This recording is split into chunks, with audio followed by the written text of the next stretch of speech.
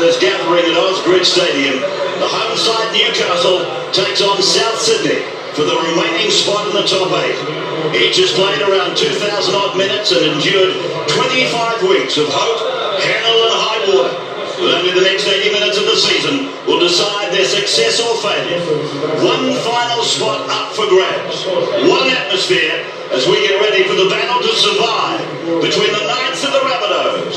On the sideline to preview the game, Andrew Johns, Gus Gould and Peter Sterling. Thank you, Ray. I think before a ball was kicked this season, we knew that this last weekend would be all or nothing for some teams. Tonight, it just happens to be Newcastle and South Sydney. I'm taking the Bulldogs out of the equation. I'm certain that the team who wins tonight will finish in 8th spot.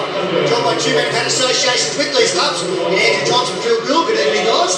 Let's start with the home side, Joey. 3 straight losses have put them in this precarious position. What do they need to turn that around to get back on track? Well, I think they need to get in the arm wrestle, complete their sets. Team like South Sydney, they love getting the ball in the attacking zone. They come to life, but coming off their own line, they don't like it that much. So, big thing for the Knights tonight, get in the arm wrestle, get into the grind. Gus, they've been scoreless in the last 3 second halves in those losses. What kind of concern is that going into tonight? I think the major concern for me, Peter, is how meekly they succumbed last week against the Bulldogs. They had a 22-6 lead in a game that could really have established their top 8 credentials. And to give up so meekly as they did in the second half was deplorable. You can't forgive it.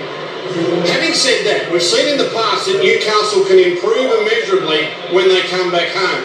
And on an occasion like this, Friday night game, massive crowd, old boys' day, you know they can jump out of the ground and produce a good one. And it might be good enough to get over South Sydney tonight. I'll be surprised if they lose this. I think you can disregard what's happened in previous weeks. Okay, they did have that big lead last week.